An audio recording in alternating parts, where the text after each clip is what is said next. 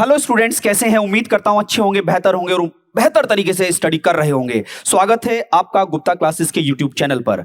आज की क्लास में जैसा कि मैं पहले ही बता चुका हूं, जिस कंपटीशन की हम तैयारी कर रहे हैं, ये आगामी जितनी भी परीक्षाएं हैं, चाहे वो एसएससी सीजीएल हो, सीएचएसएल हो, दिल्ली पुलिस हो, या इसके अलावा भी उत्तर प्रदेश की परीक्षा हो, चाहे वो सुपर टेट हो, सभी परीक्षाओं के लिए जो हम डेटा पढ़ रहे हैं वो बेहतर तरीके से एग्जाम में आएगा। तो आप जो भी यहां पर कंटेंट पढ़ेंगे, उस कंटेंट को ऐसा पढ़ें कि रजिस्टर और पेन लेके बैठे, उसे नोट डाउन करें। ठीक है स्टूडेंट, बस मैं यही कहूंगा आपसे। और कोटेशन तो आपके जस्ट सामने लिखा है। क्या लिखा है? खोल दे पंख मेरे, कहता है परिंदा, अभी और उड़ान बाकी है, जमीन नहीं है मंजिल मेरी, अभी पूरा आसमान बाकी है। तो इस कोटेशन के साथ हम क्लास को आगे स्टार्ट करते हैं। और सभी जितने योद्धा बैच के स्टूडेंट्स हैं, सभी तैयार हो जाएं और कंटिन्यू करें क्लास को आगे। नमस्कार मनीष जी, विशाल जी, शिवानी, नाफिया, लक्ष्य, श्रद्धा, नितिन, आप सभी का धन्यवाद है गुप्ता क्लासेस के YouTube चैनल पर। और इस चैनल पर हमारा सबसे मेन जो एजेंडा है, जितने भी नंबर ऑफ सब्जेक्ट्स आपको मिल रहे हैं, वो तैयारी को और बेहतर करेंगे आपको।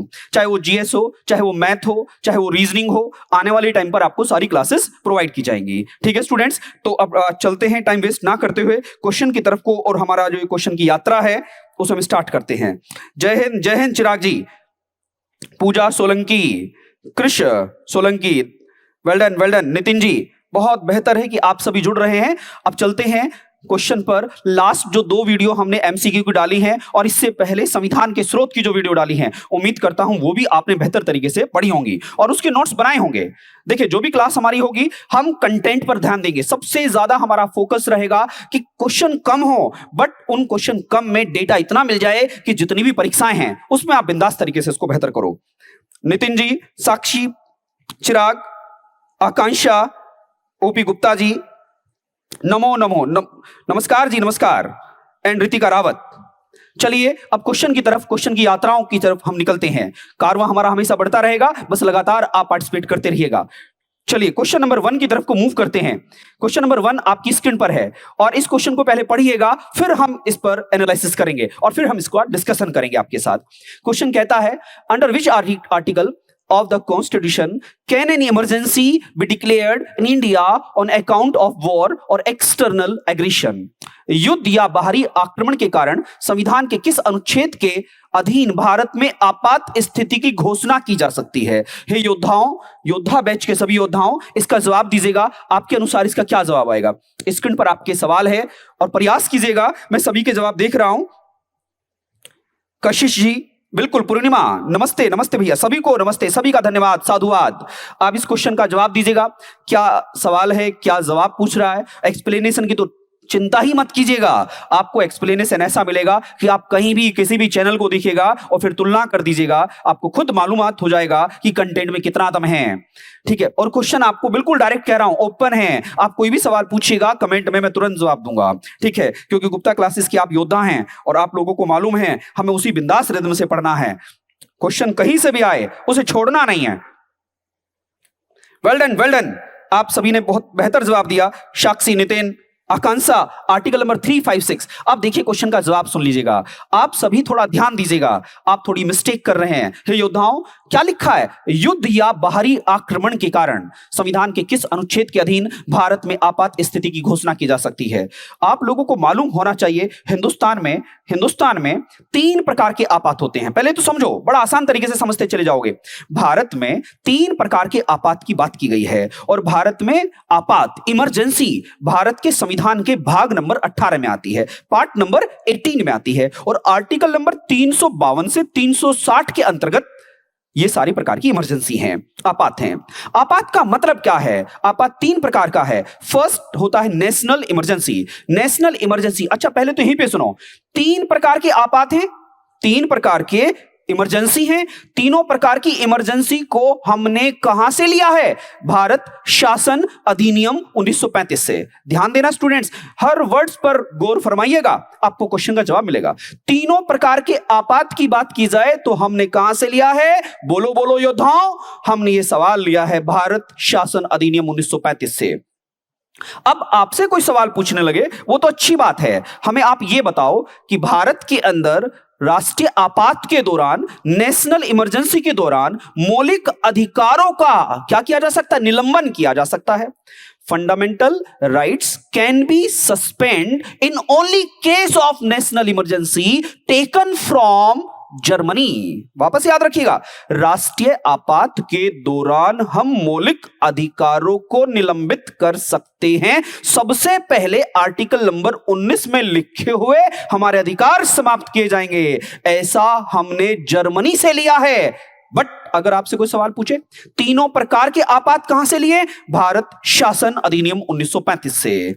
Accept article number 20 and 21 can not be suspend in any case of emergency. हे योद्धाओं, एक बात और कहूंगा, केवल मौलिक अधिकार निलंबित किए जा सकते हैं in only case of national emergency, केवल राष्ट्रीय आपात के केस में। बहुत सारे लोगों को मैंने सुना है, उनकी बातें सुनी है, वो कहते हैं कि सर नेशनल इमरजेंसी के साथ साथ राष्ट्रीय आपात या फाइनेंशियल इमरजेंसी या राष्ट्रपति शासन के दौरान भी मौलिक अधिकार निलंबित किए जा सकते हैं। तो याद रखना, तुम योद्धा बैच के योद्धा हो तो आप लोगों को बात याद रखनी है, केवल और केवल नेशनल इमरजेंसी के केस में मौलिक अधिकार क्या किए जा सकते हैं? सस्पेंड किए जा सकते हैं, उनमें भी आर्टिकल 20 और 21 को छोड़कर। ओके, ना ही तो राष्ट्रपति शासन मतलब राज्यापात और ना ही फाइनेंशियल इमरजेंसी के दौरान मौलिक अधिकार निलंबित किए जाते। बात खत्म हो गई। अब चलिए एक्सप्लेनेशन की तरफ को। बात तो आपने समझ ली। वेल डन प्रिंस, ओम शंकर, प्रदीप जी, ओम शंकर जी, सरमन जी। देखो भैया, कभी कभी ऐसा भी हो सकता है कि जैसे हम पेरेंट्स के फोन से ये कंटेंट पढ़ रहे हों, यूट्यूब से देख रहे हों, तो उसके लिए मैं माफी चाहूंगा कि कभी कभी घर वालों के नाम आ जाते हैं और मुझे नहीं मालूम होता है कि ये किसके नाम से है, कभी आपको बुरा लगे। देखो, सारी चीजें मैं आपको क्लियर कर देता हूं, मेरा तो उनके लिए सम्मान है। चलो चलते हैं। अब इसका एक्सप्लेनेशन देखिएगा। पहले तो क्वेश्चन का जवाब क्या कह रहा है? युद्ध, कोई दूसरा देश भारत पर आक्रमण कर रहा है या आक्रमण या संविधान के किस अनुच्छेद में भारत में आपात की स्थिति की घोषणा की जाती है? तो आप लोगों को योद्धाओं में बता देता हूं, आर्टिकल नंबर 352 के तहत यह घोषणा की जाती है। Article number 352। अब आपको कि सर थोड़ा सा आपात के बारे में बता दो, आओ मेरे साथ दिखाता हूं आपात की कहानी। आपात की कहानी आप लोगों को पता है, टाइप ऑफ इमरजेंसी। भारत में 3 प्रकार के आपात लगते हैं। सबसे पहले नेशनल इमरजेंसी। हिंदुस्तान में नेशनल इमरजेंसी, वापस सुनो, हिंदुस्तान में नेशनल इमरजेंसी आर्टिकल नंबर किसके तहत लगती है? 352 के तहत लगती है। और राज्य आपात, स्टेट इमरजेंसी, आर्टिकल नंबर 356 के तहत लगती है। ये बात समझ में आ रही है?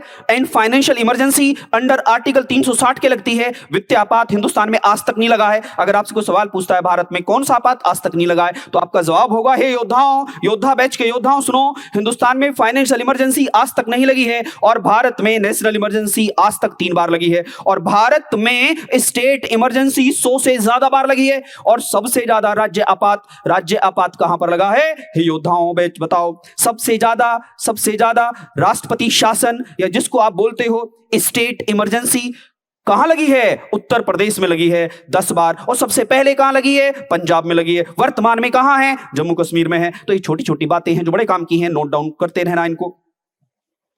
Well done, very good very good, सभी का स्वागत है।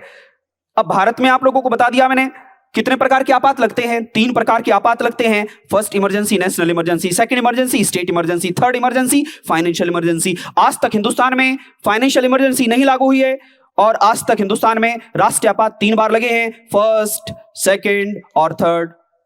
फर्स्ट, सेकंड और थर्ड। मैं आपको यहां पर यह बताते चलूं, बहुत सारे योद्धा हैं, एक बात सुन लेना सभी, राष्ट्रीय आपात 3 बार जो लगे हैं, राष्ट्रीय आपात 3 बार लगने के बाद होता क्या है? होता यह है, राष्ट्रीय आपात लगते ही अनुच्छेद 19 सबसे पहले समाप्त होता है। राष्ट्रीय आपात लगते ही आर्टिकल नंबर कौन सा सबसे पहले छुट्टी बाय बाय हो जाता है? आर्टिकल नंबर 19 की बाय बाय हो जाती है, टाटा बाय बाय। सबसे पहले आर्टिकल नंबर 19 चला जाता है। और आप लोगों को याद रखना है, स्टेट इमरजेंसी में किसमें? राज्य आपात और वित्तीय आपात में मौलिक अधिकारों पर कोई प्रभाव नहीं पड़ता है। ये बात आपको समझ में आ गई होगी। वेल डन, मैं सभी के कमेंट्स पढ़ रहा हूं, कोई डाउट हो तो प्लीज पूछेगा मेरे से। अब आप कहोगे सर अभी भी अच्छा सा नहीं लगा, कुछ और दिखाओ। आओ मेरे साथ चलते हैं स्क्रीन पर, नेक्स्ट जादू पर। जादू आपके सामने है, क्या लिखा है? Article number 352। आर्टिकल नंबर 352 क्या है? राष्ट्रीय आपात है। कब किया जाता है? जब भारत में वॉर, युद्ध या एक्सटर्नल एग्रेशन, बाह्य आक्रमण या आर्म्ड रेबेलियन, सशस्त्र विद्रोह हो जाए। याद रखना मेरे साथ, चलो स्क्रीन पर, जब वर्ड आ जाए सशस्त्र विद्रोह हिंदुस्तान में 44th amendment of Indian constitution 1978 में इसका हिंदुस्तान के संविधान में एंट्री होता है। इससे पहले अशांति था, आंतरिक अशांति, परंतु मोरारजी देसाई जी के द्वारा 44th amendment of Indian constitution 1978 आता है और उसमें वो अशांति शब्द को हटाकर सशस्त्र विद्रोह डाल देते हैं। तो आप लोगों को क्यों पूछे भारत में राष्ट्रपात किन ग्राउंड पे लगता है? या तो कोई विश्व में कोई भी देश भारत पर आक्रमण कर दे, या युद्ध की परिस्थिति उत्पन्न हो जाए, या सशस्त्र विद्रोह हो जाए, जैसे वर्तमान में सूडान देश में लग रहा है। इन परिस्थितियों में भारत का राष्ट्रपति मंत्रिमंडल की सलाह पर, वापस याद करो, मंत्रिमंडल की सलाह पर, अगर आपसे कोई सवाल पूछता है भारत में मंत्रिमंडल शब्द पहली बार कब आया, 44th amendment of Indian constitution में पहली बार कैबिनेट शब्द का जिक्र किया गया है। हे योद्धाओं, ये शब्द लिखते रहना और जब इन क्लासों को ले लोगे तो आपको बड़ा लाभ मिलेगा। चलिए, उम्मीद करता हूं ये बात समझ में आ गई होगी आपको। अब आगे बढ़ते हैं।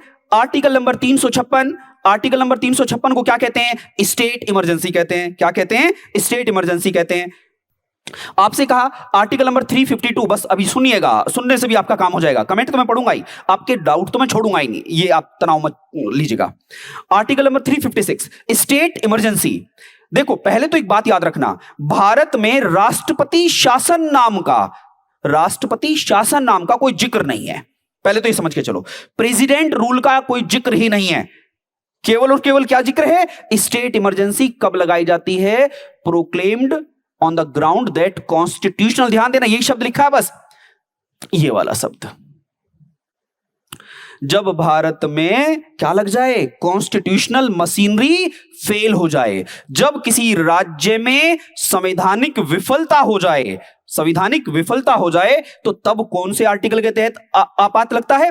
356 के तहत लगता है। अगर आपसे कोई सवाल पूछे कि भारत के अंदर क्या राष्ट्रपति शासन नाम का कोई संविधान में शब्द है? प्रेसिडेंट रूल, आपको नेवर, भारत के संविधान में राष्ट्रपति शासन नाम का कोई शब्द नहीं है। लेकिन क्या है? स्टेट इमरजेंसी में जब संविधान फेल हो जाए राज्य में तो उसको हम राष्ट्रपति शासन बोल देते हैं। क्लियर हो गया स्टूडेंट? अब आगे बढ़िएगा। आर्टिकल नंबर 360 क्या कहता है? देखो, एक बात समझना, ये जो दो आर्टिकल हैं 356 और 365, ये दोनों ही किससे संबंधित हैं? स्टेट इमरजेंसी से संबंधित है। किससे? स्टेट इमरजेंसी से संबंधित है। आर्टिकल नंबर 356 में तो राष्ट्रपति शासन लगाएगा राज्यपाल की अनुमति से। राज्यपाल कहेगा सर मेरे राज्य में आपके हुक्म की तालीम नहीं हो रही है, सर राष्ट्रपति शासन लगा दो, कि तथास्तु राष्ट्रपति शासन। उसके अलावा क्या हो? राज्यपाल भी चुप बैठा रहे, जवाब ना दे, राज्यपाल भी चुप रहे और राष्ट्रपति को यह खबर मिल जाए कि राज्य में क्या हो रहा है, मेरे केंद्र सरकार के जो आदेश हैं उनका पालन नहीं हो रहा है, तो बिना राज्यपाल की अनुमति पे राष्ट्रपति उस राज्य में क्या लगा दे? इमरजेंसी लगा दे। तो वह आर्टिकल नंबर 365 होता है। उम्मीद करता हूं ये बात आपको समझ में आ गई होगी। तो चलते हैं, देखो सवालों की क्लियरिटी, स्क्रीन की क्लियरिटी मुझे आप ही बताओगे। अब मैं मोबाइल खोल लेता हूं, भैया चल गया होगा, अब ये चल गया होगा, चल जाओ भाई, योद्धा सब वेट कर रहे हैं और योद्धाओं को वेट करता हुआ अच्छी बात नहीं होती है। चलो अब दिखेगा, चलिए भैया, हाँ इतनी बातें होने के बाद अब हम आगे बढ़ते हैं और आगे स्क्रीन पर आपके एक तोहफा और है। इस क्वेश्चन को पढ़िए और जवाब दीजिएगा योद्धाओं सभी। वेल डन, बहुत बढ़िया। नीतू जी, लक्ष्य, साक्षी, हिमांशु जी बहुत बढ़िया जवाब दे रहे हैं आप। Well done. सभी के मैसेज मैं वापस पढ़ पा रहा हूं। गुड। क्वेश्चन का जवाब बताइएगा। क्वेश्चन नंबर 2, मोबाइल वापस चल गया है, गड़बड़ हो गया था इसमें। लक्ष्य जी बहुत बढ़िया, क्वेश्चन का जवाब आपको मिल गया है। अब आगे बढ़ते हैं। क्वेश्चन क्या कह रहा है? निम्नलिखित में से किस अनुच्छेद के अधीन किसी राज्य में संवैधानिक व्यवस्था को भंग घोषित किया जा सकता है? अभी तो जवाब दिया मैंने। अभी अभी तो बात हुई है, कौन सा होता है? आर्टिकल नंबर कौन सा? 356। किसी राज्य के अंदर समस्या आती है तब इसकी बात होती है। वेल डन, वेल डन, बहुत बढ़िया, बहुत बढ़िया पार्टिसिपेट कर रहे हैं। मेघा, विशाल, हर्ष, अनुज, काजल जी, श्रद्धा, श्रीपाल जी, वेलकम है आप सभी का। चीनू जी, बहुत बढ़िया, सभी योद्धा बेहतर तरीके से लग रहे हैं। आर्टिकल नंबर 356 के तहत जब किसी राज्य में राज्य तंत्र विफल हो जाए, मतलब संविधान में लिखे नियमों का पालन ना करे, तो उस राज्य में क्या लग जाता है? राष्ट्रपति शासन लग जाता है। और भारत के संविधान में राष्ट्रपति शासन नाम का कोई शब्द नहीं है, केवल और केवल है किसी राज्य में जब संविधान विफल हो जाए तो उस राज्य में इमरजेंसी लग जाती है। ये बात आपको याद रखनी है। बहुत बढ़िया, अब नेक्स्ट क्वेश्चन पे चलते हैं। इस सवाल का जवाब एक्सप्लेनेशन के साथ देखिएगा, लिखिएगा कितनी बेहतर तरीके से डिजाइन किया गया है। पूरा हिंदुस्तान का मैप दिखा दिया है और बताया है जिस उत्तर प्रदेश में आप रहते हो, जिसमें मैं रहता हूं, उसमें आज तक कितनी बार लगा है राष्ट्रपति शासन? 10 बार। कितनी बार? 10 बार। 1700 दिन हमारे उत्तर प्रदेश में राष्ट्रपति शासन लगा है। अब आप कहोगे कि सर ये तो बात समझ में आ गई, लेकिन आप हमें बताओ सर पंजाब में कितनी बार राष्ट्रपति शासन लगा है? 8 बार पंजाब राज्य में लगा है। हे योद्धाओं, इंडिया का मैप आपको घोट घोट के पिला रखा है, तो मुझे बताओ पंजाब में कितनी बार राष्ट्रपति शासन लगा है? 8 बार लगा है। और यह भी सवाल समझिएगा, हिंदुस्तान में पहली बार भी पंजाब में ही लगा था।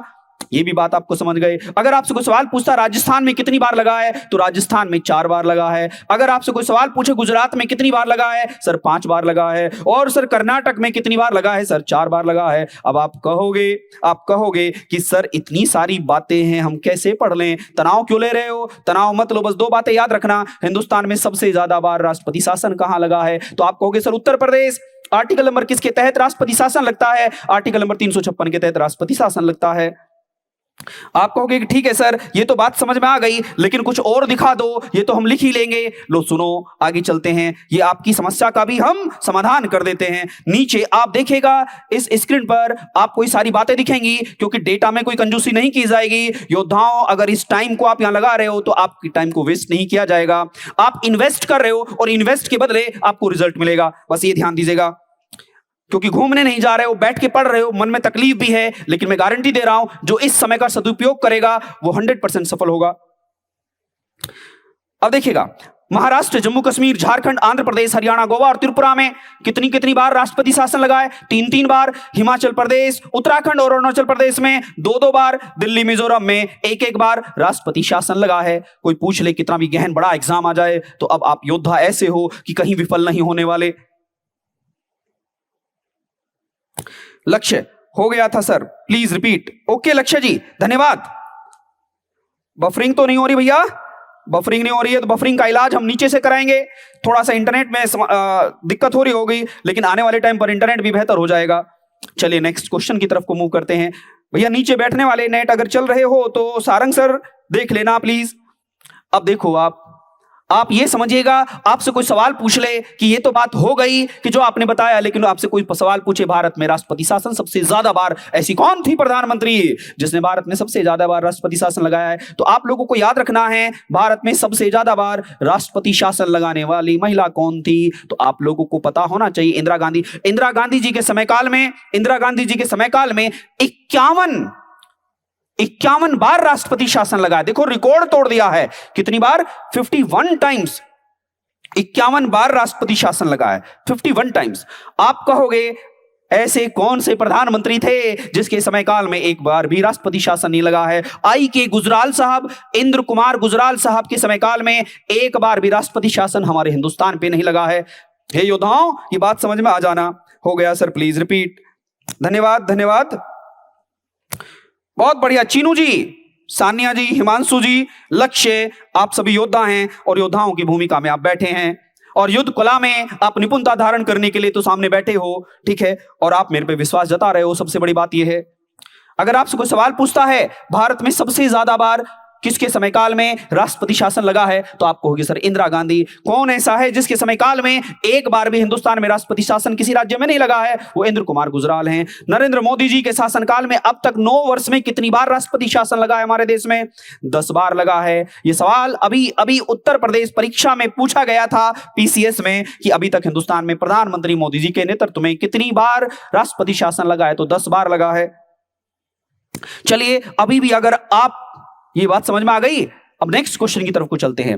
विच of the following sets of articles deal with emergency provision. अभी बताया है भारत में 3 प्रकार के आपात होते हैं। 3 प्रकार के आपात होते हैं, नेशनल, स्टेट और फाइनेंस। नेशनल, स्टेट और फाइनेंस। नेशनल लगता है 352 में, 4 ऐड कर देना। देखो राष्ट्रीय किस में लगेगा 352, स्टेट किस में लगेगा 356 और फाइनेंस किस में लगेगा 360। 4 का गैप है। रीजनिंग तो बहुत बिंदास तरीके से पढ़ी है आपने, तो आप समझ सकते हैं। तो सबसे पहले 352, 356, 360 कितनी बार ये रिपीट हो गया है। अब तो आप बेहतर तरीके से इस पर काम कर सकते हो, अब कभी भूलने वाले नहीं हो। वेल डन, बहुत बढ़िया, वेरी गुड, वेल डन सभी जी, बहुत बढ़िया काम कर रहे हैं आप, बहुत बेहतर जवाब दे रहे हैं। नेक्स्ट क्वेश्चन की तरफ को मूव होते हैं। नेक्स्ट क्वेश्चन आपके स्क्रीन पर है। अभी पहले इसका एक्सप्लेनेशन भी तो देख लो। एक्सप्लेनेशन तो हर क्वेश्चन में मिलेगा। इतनी बार रट लोगे कि अगर क्वेश्चन आएगा तो तोड़ोगे भी, फोड़ोगे भी और विजय हासिल करोगे। ध्यान देना, सारे क्वेश्चन इंपोर्टेंट लेके आए हैं आपके लिए। Article number 352, article number 356, article number 360, वो मैचिंग करा रहा है आपसे, कौन सा कहां पर होगा। तो आप याद रखना 352 क्या होता है, 352 नेशनल इमरजेंसी होता है। 356 क्या होता है, 356 कब लगता है, जब किसी राज्य में क्या लग जाए, कॉन्स्टिट्यूशनल मशीनरी फेल हो जाए। तो आप क्या देखोगे सर, ए का ऑप्शन नंबर क्या बनेगा सर, 2 बनेगा। और सर बी का ऑप्शन नंबर क्या बनेगा सर, फर्स्ट बनेगा। और सर सी का ऑप्शन नंबर क्या बनेगा सर, थर्ड बनेगा। और सर बचा डी का ऑप्शन नंबर क्या बनेगा। हे योद्धाओं क्या लिखा है, आर्टिकल नंबर 359 क्या लिखा है, सस्पेंड आर्टिकल नंबर 19। हे योद्धाओं समझ लो, ये आर्टिकल नंबर 359 ना हो गए, ये 358 था, 358 था। आर्टिकल नंबर 358 में कहा गया है कि आर्टिकल नंबर 19 में लिखी हुई सभी स्वतंत्रताएं निलंबित हो जाएंगी। स्वतंत्रता का अधिकार, कहां स्वतंत्रता का अधिकार रहा कि जब समस्या है तो इसको समाप्त करो। आर्टिकल नंबर 3, इसका ये फोर्थ का 4 आएगा, डी का क्या आएगा, फोर्थ आएगा। तो आप समझ गए होंगे, बात समझ गए। हे योद्धाओं बताओ जल्दी। वेल डन, बहुत बढ़िया, गुड। अब चलो चलते हैं नेक्स्ट क्वेश्चन की तरफ को। नेक्स्ट क्वेश्चन आपके सामने है। सारी बातें हो गई, इसको तो हमने पढ़ लिया है। अब आगे बढ़ते हैं। The minimum age of the member of the Rajya Sabha. बताइए सभी, क्वेश्चन स्क्रीन पर है आपके। Minimum age of the member of Rajya Sabha. Rajya Sabha के सदस्य के लिए न्यूनतम आयु कितनी हो सकती है। बहुत बढ़िया। आप सवाल 1 देखोगे, जवाब 10 मिलेंगे। सवाल 1 पूछोगे, जवाब 10 मिलेंगे। सवाल आए तो सामने तुरंत हम उसको घुमा डालेंगे। देखिए है योद्धाओं, क्वेश्चन स्क्रीन पर है आपके। वेल डन, बहुत बढ़िया जवाब, सी जवाब दे रहे हैं सभी योद्धा सी जवाब दे रहे हैं, बिल्कुल सही कह रहे हैं आप। अब आप कहोगे कि सर सी कैसे, हम तो रट लेंगे क्या, मैंने रट क्यों रहे हो। चलो मेरे साथ, सभी का एज देख लेते हैं, कौन कितने मिनिमम एज और किसका मैक्सिमम एज का क्राइटेरिया है। देखिए स्क्रीन पर क्या लिखा है। अगर राष्ट्रपति बनना इस देश की सर्वोच्च पोस्ट है, सबसे बड़ी पोस्ट का नाम है राष्ट्रपति। अगर राष्ट्रपति बनना है तो मिनिमम एज कितनी होनी चाहिए, 35 वर्ष होनी चाहिए। और मैक्सिमम एज की राष्ट्रपति कोई लिमिट नहीं है। अगर राष्ट्रपति बनना है तो देश का नागरिक होना चाहिए, उसकी कंडीशन अलग है, बट अभी हम एज की बात कर रहे हैं। अगर एज की बात करें तो राष्ट्रपति की एज कितनी होती है, मिनिमम 35 और मैक्सिमम का कोई क्राइटेरिया नहीं है। वाइस प्रेसिडेंट के लिए भी 35। लोकसभा का अध्यक्ष बनना है तो 25 और लोकसभा उपाध्यक्ष बनना है तो 25। भारत का मुख्य न्यायाधीश बनना मिनिमम की कोई नहीं है, मैक्सिमम की 65 है। मैक्सिमम क्या है 65, मिनिमम का कोई प्रावधान नहीं है। सुप्रीम कोर्ट में अन्य जज की भी रिटायरमेंट आयु 65 वर्ष। अगर लोकसभा का सदस्य बनना है तो न्यूनतम आयु कितनी होनी चाहिए, 25 वर्ष। अगर राज्यसभा का सदस्य बनना है तो क्वेश्चन का जवाब आपके सामने है योद्धाओं आ गया है, कितनी होनी चाहिए, 30 वर्ष। कितनी, 30 वर्ष। अगर एजीआई बनना है, भारत का महान्यायवादी बनना है, तो मिनिमम एज का कोई क्राइटेरिया नहीं है, परंतु रिटायरमेंट एज कितना होना चाहिए, 65 वर्ष होना चाहिए। अगर इस देश में कैग बनना है, कंट्रोलर, ऑडिटर जनरल, तो मिनिमम एज की कोई लिमिट नहीं है, मैक्सिमम 65 वर्ष होती है। ये लिख लेना, बहुत अच्छे उम्दा नॉलेज है आपके लिए। और चेयरमैन बनना है यूपीएससी संघ लोक सेवा आयोग का अध्यक्ष बनना है तो न्यूनतम आयु का कोई प्रावधान नहीं है, मैक्सिमम कितनी है 65 है। अब आप कहोगे सर ऐसा क्यों कह रहे हो आप, क्योंकि जो नाम मैंने बोले हैं इन सब की योग्यता कैसी होनी चाहिए, सुप्रीम कोर्ट में बैठे हुए न्यायाधीश के अनुसार होनी चाहिए। जो सुप्रीम कोर्ट में जज बैठे हैं, सुप्रीम कोर्ट में चीफ जस्टिस ऑफ इंडिया बैठे हैं, उनकी योग्यता के जैसी इनकी योग्यता होनी चाहिए, जहां न्यूनतम आयु का कोई प्रावधान नहीं है। तो याद रखना, सुप्रीम कोर्ट में जब कोई जज बनता है तो उसके लिए मिनिमम 10 साल का प्रैक्टिस होना चाहिए। हाई कोर्ट में आप सब जानते हो, या सुप्रीम कोर्ट में वकालत की हो, ये सब बातें आपको मालूम है। गवर्नर के लिए मिनिमम एज 35 वर्ष, गवर्नर के लिए 35 वर्ष। मुख्यमंत्री अगर किससे आया, विधानसभा से, तो 25 वर्ष, विधान परिषद से तो 30 वर्ष। ये सारी बातें आपको इस स्क्रीन पर मिल गई होंगी, आप इसको आसानी से स्क्रीनशॉट लेके धीरे धीरे नोट्स बना लेना। तो चलो चलते हैं नेक्स्ट क्वेश्चन की तरफ को। श्रीपाल जी बहुत बढ़िया जवाब दिए हैं, वेल डन वेल डन, आपसे सभी से ये उम्मीद है।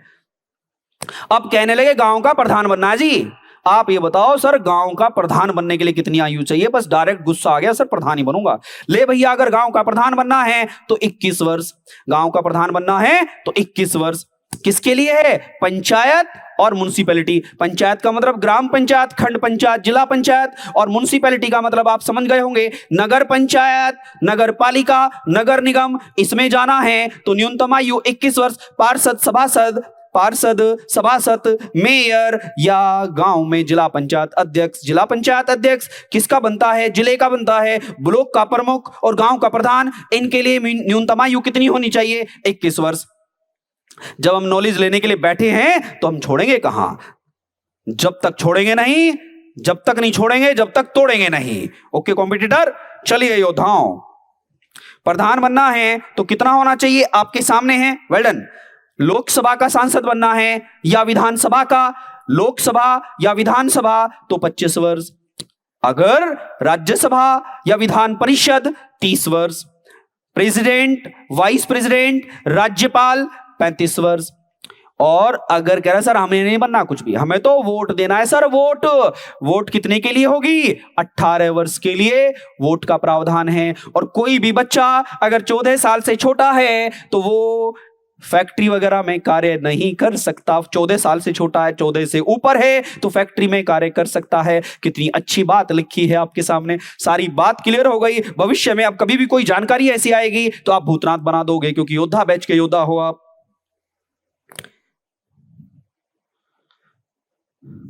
द पाथफाइंडर, प्रसाद और सभासद में अंतर। वेल डन, बहुत बढ़िया। परिषद और पार्षद और सभासद।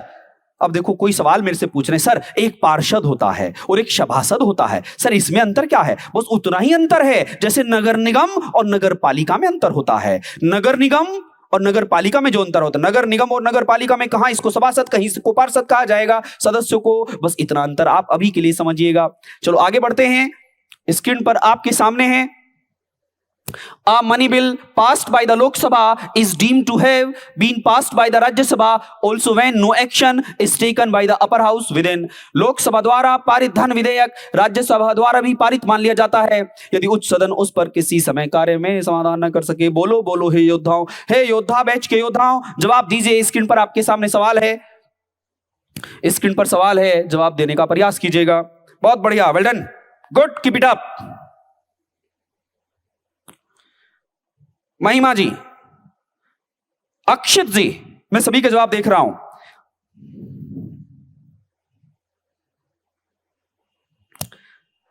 वेल डन, नितिन जी, मेघा, ठाकुर संजीत जी, श्रद्धा सिंह, श्रीपाल जी, मेघा, पंकज प्रजापति, बी ऑप्शन दे रहे हैं, बी। अरे बहुत बढ़िया जवाब दिए हैं योद्धाओं, इसी तरीके से तो आगे बढ़ोगे आप। कितना जवाब आएगा, बी जवाब आएगा, 14 डेज। आप लोगों को मालूम होना चाहिए, यहीं पर खेल खेल लेते हैं, यहीं पर खेल लेते हैं। क्वेश्चन का जवाब तो मिल गया ना, अब इसकी थोड़ी डेप्थ में चले जाते हैं, आइए मेरे साथ खेलने चलते हैं। खेल कुछ ऐसा है कि अब खेल में थोड़ा सा यहां पर देखिए, आपको मैं एक छोटी सी बात यहीं पे बताऊंगा। एक छोटी सी बात है, आप लोगों को एक बात याद रखनी है। धन विधेयक की बात आती है, मनी बिल, क्योंकि आप सभी को पता बिल 4 प्रकार के होते हैं। बिल कितने प्रकार के होते हैं? 4 प्रकार के बिल होते हैं। अगर 4 प्रकार के बिल हैं और मनी बिल की बात आ जाए तो मनी बिल हमेशा लोकसभा में जाएगा।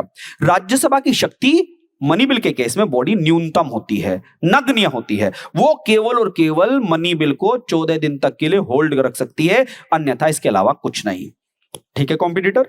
दूसरी बात यहां पर यह भी आपको जानना बहुत जरूरी है कि मनी बिल की डेफिनेशन लोकसभा अध्यक्ष देता है। मनी बिल कोई है या नहीं है, परमिशन कहां से कौन देगा? राष्ट्रपति देगा। वापस याद करो, परमिशन राष्ट्रपति देगा, परिभाषा लोकसभा अध्यक्ष देगा। अगर कोई मनी बिल आ रहा है तो मनी बिल सबसे पहले कहां जाएगा? लोकसभा में जाएगा। मनी बिल हमेशा सबसे पहले कहां जाएगा? लोकसभा में जाएगा। मनी बिल होता क्या है? एक वित्त वर्ष में पैसे की जरूरत है खर्चा करने के लिए, उसे मनी बिल में रखा जाता है, अनुच्छेद 110 में। ये बात समझ में आ गई? फिर यहां पर फाइनेंस बिल की कई कैटेगरी होती है, टाइप 1, टाइप 2। हम उस मुद्दे पर अभी बात नहीं कर रहे हैं। अभी बस इतना याद रखो, मनी बिल के केस में राज्यसभा केवल उस मनी बिल को 14 दिन तक होल्ड रख सकती है अपने पास, अन्यथा खेल खत्म हो जाएगा उसका। चलिए जी, बहुत बढ़िया, वेरी गुड, वेल डन। अब नेक्स्ट क्वेश्चन की तरफ को मूव करते हैं। क्या लिखा है? Which of the following non members of parliament has the right to address it? निम्नलिखित में से किस गैर संसद सदस्य को संसद को संबोधित करने का अधिकार है? देखो कितना उम्दा सवाल है। हे योद्धाओं, जवाब दीजिएगा एक बार।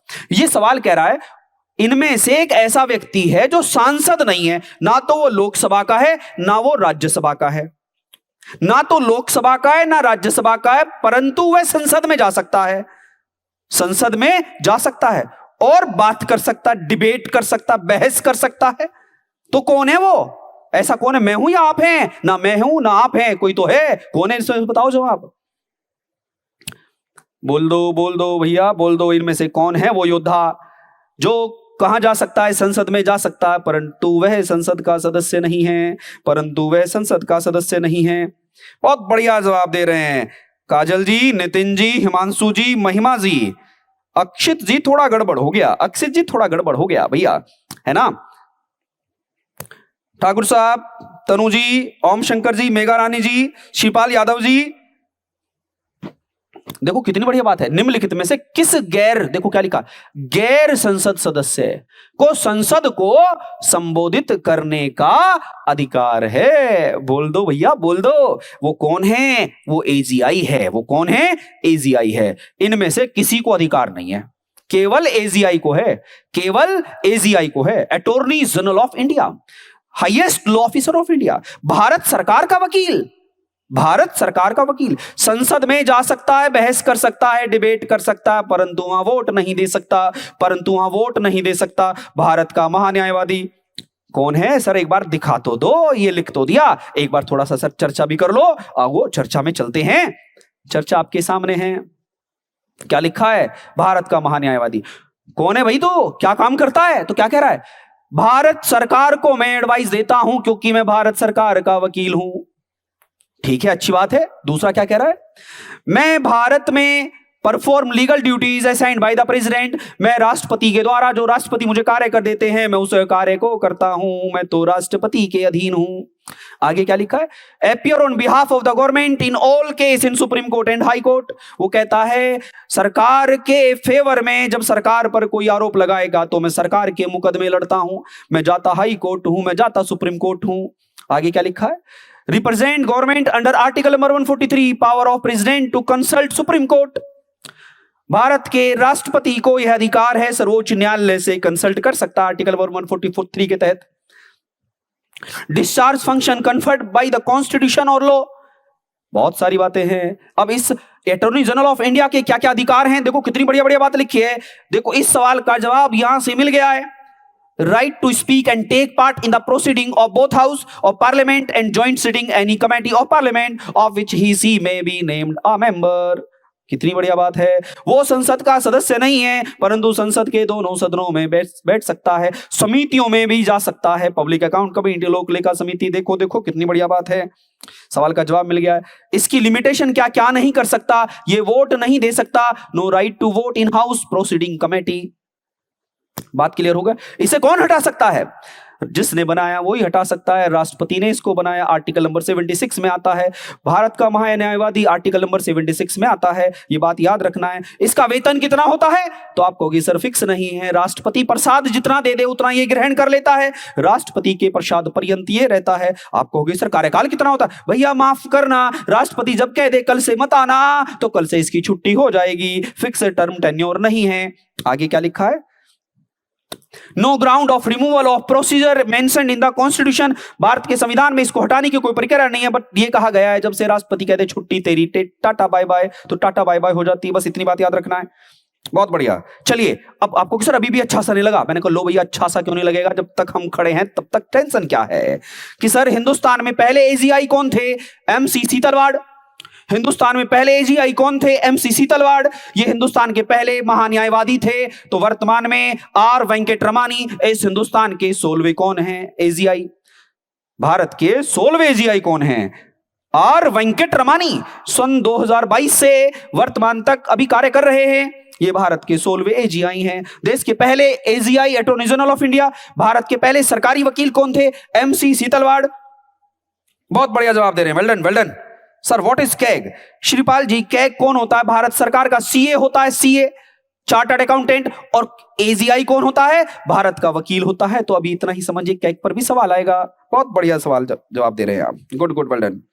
आर वेंकटरमानी, गुड, बहुत बढ़िया। नेक्स्ट क्वेश्चन पे चलिए, क्या कह रहा है, who among the following decide if a particular bill is a money bill और नॉट, निम्नलिखित में से कौन यह तय करता है कि कोई विशेष विधेयक धन विधेयक है या नहीं। देखो कितनी बढ़िया बात है, कोई कौन तय करता है, इसका मतलब तय करने वाले को नॉलेज होनी चाहिए कि कौन धन विधेयक है कौन नहीं। तो यह है ताकत किसको दी गई है, जल्दी बोलो बोलो बोलो बोलो, ये बी ऑप्शन आएगा। क्या आएगा, बी ऑप्शन आएगा। स्पीकर ऑफ लोकसभा को यह अधिकार है कि कोई बिल मनी बिल है या नहीं है। याद रखोगे, मनी बिल किसकी अनुमति से आता है, राष्ट्रपति की अनुमति से आता है। कोई बिल मनी बिल है या नहीं है कौन तय करेगा, तय करेगा स्पीकर ऑफ लोकसभा। क्लियर है यहां तक। अब आप कहोगे ठीक है सर, नेक्स्ट देखिएगा इसका जवाब। चारों प्रकार के बिल आपके सामने हैं। क्या है, संविधान में संशोधन करने का बिल, कॉन्स्टिट्यूशनल अमेंडमेंट बिल। 4 प्रकार के बिल होते हैं, लिख लेना, बड़े प्यार से स्लाइड बनाई गई है आपके लिए। नेक्स्ट क्या है, मनी बिल, धन विधेयक। तीसरा क्या है, फाइनेंस बिल वित्त विधेयक। एंड फोर्थ क्या है, सामान्य विधेयक, ऑर्डिनरी बिल। ऑर्डिनरी बिल, एक एक मिनट में गौर फरमाइएगा और देखिएगा, ऑब्जर्वेशन कीजिएगा। It is passed amend the provision of constitution, यह संविधान में संशोधन के लिए लाया जाता है।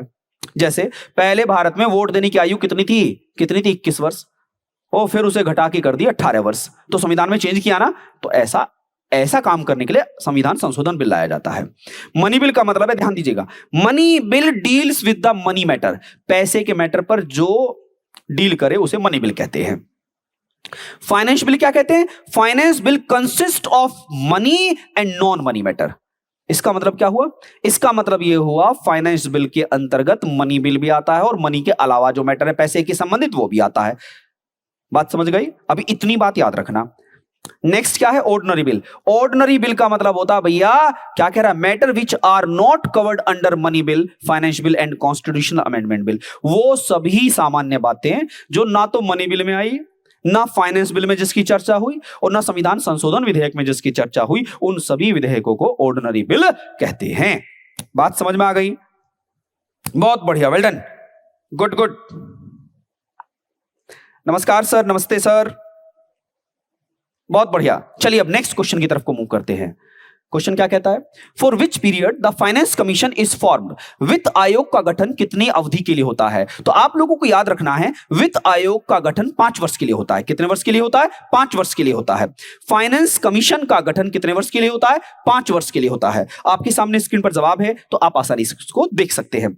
अब आप कहोगे कि सर फाइनेंस कमीशन कौन से आर्टिकल में आता है, मैंने कहा 280 में आता है। सर फाइनेंस कमीशन करता क्या है, टैक्स का बंटवारा करता है। केंद्र व राज्यों के बीच में टैक्स का बंटवारा करने का जो अधिकार है वो किसको है, किसको है, बोलो बोलो, वो है हमारे फाइनेंस कमीशन को। ठीक है, आर्टिकल नंबर 280 के तहत आता है। आप कहोगे सर एक बार बता दो इसका एक्सप्लेनेशन, लो एक्सप्लेनेशन देख लो। वर्तमान में 15वें चेयरमैन फाइनेंस कमीशन के कौन है, एन के सिंह। कौन है? एन के सिंह। ठीक, एन के सिंह हैं जो क्या काम करते हैं? राज्य और केंद्र के बीच में पैसे का बंटवारा करते हैं। स्टेट गवर्नमेंट और सेंट्रल गवर्नमेंट के बीच में पैसे का बंटवारा जो करे उसे क्या बोलते हैं? फाइनेंस बिल कहते हैं। अनुच्छेद नंबर किस में आता है? 280 में होता है। फाइनेंस बिल के चेयरमैन को नियुक्त कौन करता है? राष्ट्रपति करता है। कितने दिन के लिए करता है? 5 साल के लिए करता है। वर्तमान में कौन है? एन के सिंह है। यहां तक बात बराबर हो गई। अब चलो चलते हैं आगे।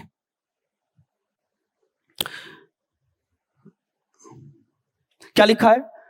No money bill can be introduce in the Lok Sabha without the prior approval of the. अभी बताया कोई भी मनी बिल, धन विधेयक किसकी बिना अनुमति के लोकसभा में नहीं जा सकता। अनुमति देगा राष्ट्रपति, परिभाषित करेगा लोकसभा अध्यक्ष, दोनों में याद रखना है। और मनी बिल आएगा आर्टिकल नंबर 110 में। अब इसके आगे आर्टिकल जब हम पढ़ेंगे तो हम और डेप्थ में जाएंगे। अभी तो मुद्दा आसान आसान चल रहा है। ठीक है, तो अभी क्या आएगा? कौन डिफाइन करेगा? भारत के राष्ट्रपति की अनुमति के द्वारा आएगा। डिफाइन कौन करेगा? लोकसभा अध्यक्ष। लेकिन सवाल जो है, सवाल का जवाब तो आपको मिल गया होगा। क्वेश्चन नंबर 9 का जवाब क्या है? जल्दी जल्दी, वेल डन, बहुत बढ़िया, बी जवाब आएगा। नेक्स्ट, अब देखो, आप कहोगे सर एक बार ये सारी बातें बता दो, कंफ्यूजन जो बात बार आ रही है संसद में विधेयक। आपको याद रखना है, एक तो क्या होता है? साधारण विधेयक, एक वित्त विधेयक, एक संविधान संशोधन विधेयक। वित्त विधेयक 3 प्रकार के होते हैं। वित्त विधेयक में एक ये आ जाएगा, एक ये आ जाएगा, एक ये आ जाएगा। क्लियर हो गया? इसे स्लाइड में लिख लेना। आगे हम डेप्थ में इसमें चलेंगे, क्योंकि अगर मैं अभी इसके बारे में ज्यादा समझाऊंगा तो ज्यादा वीडियो लंबी हो जाएगी। अभी बस इतनी बात याद रखो, साधारण विधेयक होता है। वित्त विधेयक कितने प्रकार के होते हैं? 3 प्रकार के होते हैं। साधारण वित्त विधेयक में एक होता है धन विधेयक, एक वित्त विधेयक प्रथम प्रकार का, एक वित्त विधेयक दूसरे प्रकार का। प्रथम प्रकार के को बोलते हैं 117 के फर्स्ट में आएगा, और द्वितीय प्रकार को बोलते हैं 117 के दूसरे में आएगा। ठीक है, अब आपकी कोई कंफ्यूजन नहीं बचेगी। ठीक है योद्धाओं, ये बात आपको समझ में आ गई होगी। अब नेक्स्ट पे चलते हैं। नेक्स्ट आपके सामने स्क्रीन पर है। Who finally approve the draft 5 year plan? पंचवर्षीय योजना के मसौदे का अनुमोदन अंतिम रूप से कौन करता था? पहले तो सवाल का मतलब समझ लो। वर्तमान में पंचवर्षीय योजना का हो गया दी एंड, खत्म हो गई। ठीक है, 12वीं पंचवर्षीय योजना सन 2017 के बाद अब भारत में कोई पंचवर्षीय योजना नहीं है। क्लियर है भाई? मैं कमेंट तो आपके पढ़ रहा हूं भाई, बिल्कुल पढ़ रहा हूं। Well done, well done. इसका जवाब क्या आएगा? पंचवर्षीय योजना को अंतिम रूप से, योजना के मसौदे का अनुमोदन अंतिम रूप से कौन करता है? कौन करता है? राष्ट्रीय विकास परिषद। कौन करता है? राष्ट्रीय विकास परिषद करता है, एनडीसी। क्लियर? आज भी है। आज योजना आयोग जो प्लानिंग कमीशन था, 5-5 वर्ष की योजना बनाया करता था, अब इसकी जगह बन गया नीति आयोग। नीति आयोग की रिपोर्ट भी फाइनल कहां जाती है? अभी भी राष्ट्रीय विकास परिषद में जाती है, जो गैर संवैधानिक संस्था है। चलो नेक्स्ट क्वेश्चन पे चलते हैं।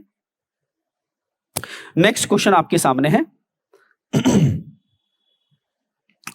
Which state in India has given the highest number of deputy prime minister? बहुत बढ़िया सवाल है। बताओ जितने भी योद्धा बैठे हैं, सर अब नहीं लगती 5 ईयर प्लान। नहीं ओम शंकर जी, अब नहीं लगती। अब तो एनुअली प्लान आती हैं, नीति आयोग बनाता है भैया, है ना। अब इतना ध्यान दीजिएगा, मैं पूछ रहा हूं भारत के किस राज्य ने सबसे ज्यादा उप प्रधानमंत्री दिए हैं? तो आप लोगों को याद रखना है, सबसे ज्यादा उप प्रधानमंत्री दिए हैं गुजरात ने। कितने दिए हैं? गुजरात से 3 उप प्रधानमंत्री आए हैं आउट ऑफ 7। भारत में कुल कितने उप प्रधानमंत्री रहे हैं? 7 में से 3 कहां से आए हैं? गुजरात से आए हैं। याद रखोगे। और सबसे ज्यादा प्रधानमंत्री किसने दिए? सबसे ज्यादा प्रधानमंत्री 8 प्रधानमंत्री 8 पीएम उत्तर प्रदेश ने दिए हैं। राजनीति का गढ़ है उत्तर प्रदेश, उत्तर प्रदेश से ही राजनीति चलती है। सबसे ज्यादा पीएम। अब आप कहोगे सर एक बार और बता दो, सर ये जो आपने बताया सर देख लेना, थोड़ा सा और डेप्थ में बता दो। अरे भैया टेंशन क्यों ले रहे हो, आओ मेरे साथ, आओ योद्धाओं, सारी एक्सप्लेनेशन देख लो। हिंदुस्तान में ये सारे प्रधानमंत्रियों की कहानी है, कौन कहां से आया। आपको कि सर ये तो हम पढ़ लेंगे, सर ये तो आपको पता है कि हमें पता है कि सर वर्तमान में नरेंद्र मोदी जी हैं इस देश के प्रधानमंत्री, और हमें सर ये भी पता है 14वें राष्ट्र प्रधानमंत्री हैं, 14th प्रधानमंत्री। मैंने कहा बहुत बढ़िया भाई, आपको तो सारी जानकारी है, लेकिन कितने कहां से आए ये भी तो देख लो। आ जाओ दिखा देता हूं, आओ मेरे साथ भैया। ये हैं 7 डिप्टी प्राइम मिनिस्टर। 7 कौन रहे हैं? Deputy prime minister. देश के पहले डिप्टी प्राइम मिनिस्टर कौन? देश के लौह पुरुष सरदार वल्लभ भाई पटेल। और अंतिम जो रहे हैं 7वें डिप्टी प्राइम मिनिस्टर ये हैं, ये 7th रहे हैं। क्लियर हुआ? समझ गए? प्रथम थे सरदार वल्लभ भाई पटेल और अंतिम थे श्री लाल कृष्ण आडवाणी जी। ठीक, और ये जो बीच में है, ये जो सब बीच में है, ये जैसे मोरारी जी देसाई, चौधरी चरण सिंह साहब, चौधरी देवीलाल साहब, यशवंतराव, ये सब के सब जो रहे हैं ये बीच में रहे हैं। तो भारत में कुल कितने डिप्टी प्राइम मिनिस्टर रहे हैं? अगर आपसे कोई सवाल ये पूछे तो 7 रहे हैं। पहले कौन? सरदार वल्लभ भाई पटेल, और अंत में कौन? लाल कृष्ण आडवाणी साहब। अब गुजरात से कौन कौन आते थे? एक तो सरदार पटेल साहब गुजरात से थे, एक मोरारजी देसाई गुजरात से थे, और तीसरे थे लाल कृष्ण आडवाणी साहब। उत्तर प्रदेश से चौधरी चरण सिंह जी और चौधरी देवीलाल कहां से थे? हमारे हरियाणा से थे। तो ये बातें आप लोगों को यहां समझ में आनी चाहिए। नेक्स्ट क्वेश्चन की तरफ को मूव करते हैं। Which of the following non-member of parliament has the right to address it? निम्नलिखित में से वह व्यक्ति कौन है जो संसद का सदस्य नहीं? अभी रिपीट हो गया है। कौन है वो? Attorney general of India. कौन है? अटॉर्नी जनरल ऑफ इंडिया है। अभी भी रिपीट हुआ है क्वेश्चन ये, क्योंकि बड़ा महत्वपूर्ण है। Well done. नेक्स्ट क्वेश्चन की तरफ को मूव करते हैं।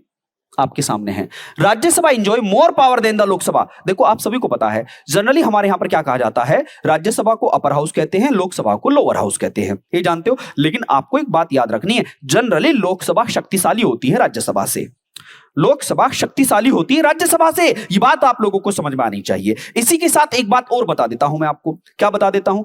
लोकसभा से भी ज्यादा कुछ मैटर में राज्यसभा ताकतवर है। वो कुछ क्या है? कुछ है क्या? नई अखिल भारतीय सेवाओं के गठन करना। कहने का मतलब जैसे एनडीए की परीक्षा, एनडीए में लड़कियों की एंट्री, गर्ल्स की एंट्री, ये सब कौन करेगा? राज्यसभा करेगी। कौन करेगी? राज्यसभा बात करेगी। नई परीक्षाओं का गठन करना, Indian engineering service, Indian assistant commandant, CDS, IAS, IPS, इन सब के बारे में कौन करती? किसकी ज्यादा पावर होती है? राज्यसभा की ज्यादा पावर होती है। किसकी तुलना में? लोकसभा की तुलना में ज्यादा पावर कौन है? राज्यसभा है। ये बात याद रखोगे आप। वेल डन, बहुत बढ़िया। अच्छा एक बात तो बताओ, जितने योद्धा अभी स्क्रीन पर हैं क्या सबको समझ में आ रहा है? प्लीज मुझे यस और नो में बताओ, क्या ये कंटेंट सबको समझ में आ रहा है? क्या ये कंटेंट सबको विजिबल है? क्या इस कंटेंट का आपको लाभ मिल रहा है? क्योंकि लाइव ही बात कर रहा हूं भाई मैं आपसे। जब मैं और आप लाइव हैं तो लाइव का फायदा तो यही है ना कि आप डायरेक्ट बात करें। क्या इसका बेनिफिट हो रहा है? प्लीज मुझे बताओ एक बार। अगर सच में इसका बेनिफिट हो रहा है तो ये सीरीज लगातार जारी रहेगी, क्योंकि आप जब बराबर और मैं और आप बराबर पढ़ेंगे तभी तो बात बनेगी। अगर इसका लाभ आपको मिल रहा है तो 100% आगे बढ़ेंगे हम। साक्षी जी, सुनील जी, धन्यवाद, बहुत बढ़िया। क्योंकि देखो आपके भी टाइम का यूटिलाइज होना चाहिए। बहुत बढ़िया, आप सबने मुझे मैसेज से ये संकेत दे दिया है कि आप सबको इसका लाभ मिल रहा है। बहुत बढ़िया, बहुत बढ़िया, धन्यवाद जी, धन्यवाद। आप सबका बहुत बहुत कोटि कोटि धन्यवाद। लक्ष्य जी, बिल्कुल बताऊंगा, ये सारे आर्टिकल्स आपको टिप्स पे करा दूंगा। सनी जी, ये बाद में वीडियो आपके लिए रहेगी और आप धीरे धीरे इसको नोट डाउन कर लेना भैया। बिल्कुल मैं समझ पा रहा हूं। अगर देखो मैं धीरे धीरे पढ़ाऊंगा ना तो समस्या आ जाएगी कि बच्चे कहेंगे सर लेट हो गए। ये आपकी वीडियो आपके साथ मिलेगी अभी तो इसे फिर आसानी से आप लिख लेना भैया। ये आपके लिए है, ये सब आपके लिए है। गुप्ता क्लासेस सब आपके लिए ही बनवा रहा है ये, ठीक है। आलोक सर ने मुझे डायरेक्ट आदेश दिए हैं कि भाई बच्चों के लिए सारा डेटा बनाइएगा और बच्चों को धीरे धीरे पढ़ाइएगा, जिससे कि आगामी जितनी परीक्षाएं हैं उनमें वो हिट कर जाएं। अब हमारे सामने 2 सवाल बचे हैं। अब हम 2 सवाल की तरफ को मूव करते हैं। पहले तो लोकसभा राज्यसभा के बीच में क्या डिफरेंस है ये आपको सबको समझ में आना चाहिए, ठीक है। वो क्या क्या है आप देखिएगा, आसानी से हम आगे बढ़ लेते हैं। अब सेकंड लास्ट सवाल है स्क्रीन पर, हमारा सेकंड लास्ट है, आप जवाब देने का प्रयास कीजिएगा। Which among the following writs comes into the category of public PIL, public litigation petition before high court और सुप्रीम कोर्ट। निम्नलिखित में से कौन सी चुनौती उच्च न्यायालय या उच्चतम न्यायालय के समक्ष स्वीकार्य जनहित याचिका की श्रेणी में आती है? जनहित, जनहित का मतलब है जो लोगों के हित में बात हो। वो कौन सी है? देखो पहला, एक राजनीतिक दल के ना, राजनीति वाली बात बिल्कुल नहीं आएगी। जनहित की बात थोड़ी, राजनीति हित है तो राजनीतिक हस्ते ना, बिल्कुल गलत बात है। तो नीचे के ये भी बिल्कुल गलत बात है, ये तो खेल अलग है। आगे क्या लिखा है? अगेंस्ट अ जनरल टॉपिक, सामान्य परिस्थितियों में जो जनरल टॉपिक होते हैं, जो सारी पब्लिक दुखी है, जो पब्लिक दुखी है भैया, उसकी जो याचिका है वो सुप्रीम कोर्ट हाई कोर्ट में जाती है, ठीक है। तो किसके बारे में होती है? सामान्य विषय में। प्रतिनिधि कार्यवाही के रूप में एक सामान्य विषय होता है जो पूरे भारत में एक जैसा हो, जैसे भ्रष्टाचार, दहेज, जनहित है। क्योंकि जनता का हित छिपा हुआ है इसमें, उसके लिए हम हाई कोर्ट सुप्रीम कोर्ट में डायरेक्ट जा सकते हैं। ठीक है, अब आप कहोगे सर ये तो बता दिया, लेकिन आप हमें इस सवाल का जवाब तो दे दो। तो जवाब भी देख लीजिएगा, जवाब एक्सप्लेन के साथ देखिएगा यहां पर। जनहित याचिका, public interest litigation, any public spirited person, organization और एनजीओ कैन फाइल। इसे कोई भी जनता का व्यक्ति या NGO supreme court, high court में दायर कर सकता है।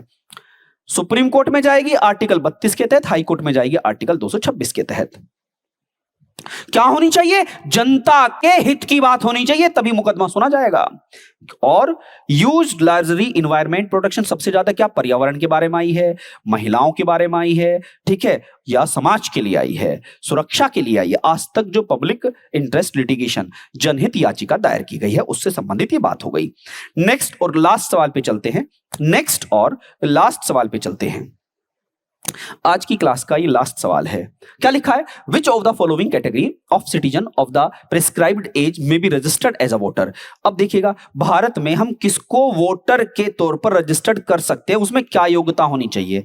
ठीक है, अब देख लो, पहला क्या, बैंकक्रप्ट, वो दिवालिया हो, क्या हो, दिवालिया हो। अगर भैया दिवालिया है तो क्या वोट ना दे सकता क्या?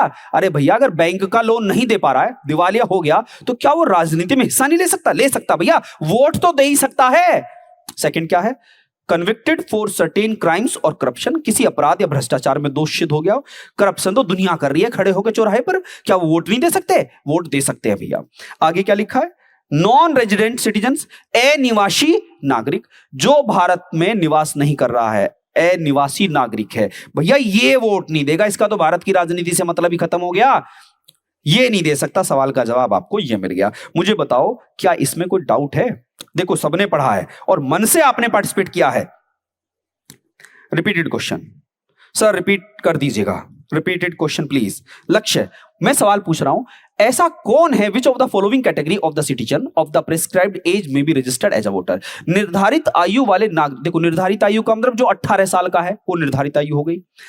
भारत का नागरिक हो, अच्छी बात है। देखो, भारत का नागरिक, नागरिक भारत का आ गया, तो भारत का नागरिक होना चाहिए। तो नागरिक होते ही चाहे कोई दिवालिया हो, बैंक का पैसा लेके मार लिया हो, क्या वो वोट नहीं दे सकता? दे सकता है। आगे क्या कह रहा है? किसी अपराध, किसी को छुरा मार दिया हो, गाली दी हो, अपराध हो गया हो, जेल में बंद हो, क्या बाहर जाके वोट दे सकता भैया वो? तीसरा, हाँ ये नहीं दे सकता भारत में वोट, नॉन रेजिडेंशियल सिटीजन, जो अप्रवासी भारतीय है, जिसका प्रवास भारत में नहीं है, वो व्यक्ति भारत में वोट नहीं दे सकता। आगे क्या है? मानसिक रूप से स्वस्थ, थोड़ा कमजोर है, थोड़ा माइंड कभी कभी गड़बड़ कर जाता है, आजकल गर्मी ज्यादा पड़ रही है, इतनी गर्मी पड़ रही है, 44 डिग्री सेंटीग्रेड टेम्परेचर, बौखला गया, बौखलाते हालत खराब कर दी, तो ऐसा व्यक्ति का पागल माना जाएगा? अरे भैया वो भी वोट दे सकता है। कभी कभी तो मेंटली रिटायर्ड बहुत सारे लोग हो जाते हैं, लेकिन फिर सही हो जाते हैं, बात समझ गए? तो इसका मतलब ये भी सही है। तो इसमें कौन वोट नहीं दे सकता? ये वोट नहीं दे सकता। क्लियर है? तो मुझे बताओ कि यहां तक बात समझ में आ गई। और भारत में ये तो वोट तो शक्ति है। देखो कितना बॉडी बिल्डर खड़ा है, ये आपने सुना है, ये निशान लगा हुआ है, देखो ये वोट देके आया है। और वोटर डे कब मनाया जाता? बस मैं आपसे कमेंट में यही बात करूंगा, भारत में राष्ट्रीय वोटर डे कब मनाया जाता? बस मुझे जवाब दे दो योद्धाओं, मैं समझ जाऊंगा। बहुत बढ़िया, well done, well done, well done, बहुत बढ़िया, गुड। देखिए, अच्छा आपका क्वेश्चन है sir second 14th question repeat, 14th question, well done, well done, वापस वापस 14th, वो 14th, हाँ 14 पढ़ लो। जनहित याचिका क्या होती है पहले ही समझ के चलो, जो जनता के हित में हो। जैसे आपने देखा कि कोई गरीब है, अब गरीब हमेशा परेशान है, पूरे हिंदुस्तान में बहुत सारे गरीब हैं, भिखारी हैं, समाज में वंचित लोग हैं, उनके लिए अगर आप एक ऐसी याचिका डालो कि सर भारत में जो गरीब है ना, वंचित हैं, सड़क किनारे झुग्गी झोपड़ियों में रहने वाले लोग हैं, सर उनके लिए कोई कानून बनवा दो, ऐसा कानून हो कि पूरे हिंदुस्तान में कोई भिखारी ना रहे। अगर कोई भिखारी है तो उसे पकड़ो और उसे पढ़ाई लिखाओ या उसे किसी बिजनेस में लगाओ। तो जनहित याचिका, आप सुप्रीम कोर्ट में गए और सुप्रीम कोर्ट में मेरे जैसे व्यक्ति ने, आप जैसे व्यक्ति ने वहां याचिका दायर की। क्या कहा कि सर जिनके पास मकान नहीं है, सरकार से कहा सर उनको भी मकान उपलब्ध, चाहे एक कमरा दे दो उन्हें, सबको एक एक कमरा मिल जाए। क्योंकि सर देश की दुर्गति होती है ना, विदेशी भारत में घूमने आते हैं और ईमानदारियों को देखते हैं, कमजोर लोगों को देखते हैं, तो भारत की मजाक बनती है। सर ऐसा कोई व्यक्ति ना हो जिसके पास घर ना हो, सबके पास एक एक कमरे का ही घर हो चाहे, चलो अच्छी बात है। सर कोई भिखारी ना हो, अच्छी बात है। गरीब हो तो सर उसकी थोड़ी आर्थिक मदद हो जाए, चलो जनहित याचिका में हम सुप्रीम कोर्ट गए, ठीक है, तो हम किस विषय में जा सकते हैं? सामान्य विषय में, सामान्य विषय में। बस इतनी बात इस क्वेश्चन में बताई गई थी। बात क्लियर? बहुत बढ़िया जवाब, 25 जनवरी, बहुत बढ़िया बढ़िया, सभी ने इस सवाल का जवाब दिया है। देखिए आप सभी का सबसे पहले तो इस पूरे सेशन में बने रहना यह साबित करता है कि आप सच में योद्धा हैं, सच में योद्धा हैं। और योद्धाओं के बारे में तो आप जानते हैं, जो योद्धा होता है वो कभी रुकता नहीं है, योद्धा छिपाई से छिपता नहीं है, ठीक है। आप लोगों को मैंने पहले ही बताया है, अगर आप में सच में कुछ करने का साहस है तो लगातार बने रहिएगा, और मैं आपके साथ लगातार बना रहूंगा। गुप्ता क्लासेस आपके लिए सारी वीडियो लेके आएगा आने वाले टाइम पर। 1-2 दिन जैसे सैटरडे संडे मैं आपके लिए पहले ही रिकॉर्डेड क्लास रखूंगा, पहले ही बना लूंगा और वो आपको अपलोड कर दूंगा सैटरडे संडे, ठीक है स्टूडेंट्स। क्योंकि सैटरडे में लंबी क्लास चलती है, क्लासों में आपने देखा 6-6, 5-5, 6-6 घंटे चलती हैं। जब आप ऑफलाइन आते हो गुप्ता क्लासेस में हर चीज आपको प्रोवाइड की जाती है। तो बस मैं आपसे यही कहूंगा कि अब आप सैटरडे संडे में तो मैं आपको रिकॉर्डेड क्लास दूंगा और कल हम वापस लाइव मिलेंगे। अगर आपका कोई भी सजेशन हो तो आपके सजेशन का वेलकम है, क्योंकि आप कॉम्पिटिटर हैं, आप ही तो कहोगे कि आपकी दिक्कत क्या है, मैं उसका समाधान लेकर आऊंगा। अभी हमारी कॉन्स्टिट्यूशन की सीरीज चल रही है, कॉन्स्टिट्यूशन में इसी वीक में हम संविधान में जितने मैक्सिमम सवाल आ सकते हैं उन सबकी चर्चा कर चुके होंगे और फिर आप परीक्षा में आसानी से किसी भी एग्जाम को हिट कर पाओगे। तो बस मैं आपसे यही कहूंगा, लगातार बने रहिएगा और गुप्ता क्लासेस आपके साथ रहेगा। तो अब इन सब बातों के साथ मैं अपनी बातों को विराम देता हूं और आपसे आज्ञा चाहता हूं। तब तक के लिए जय हिंद, जय भारत।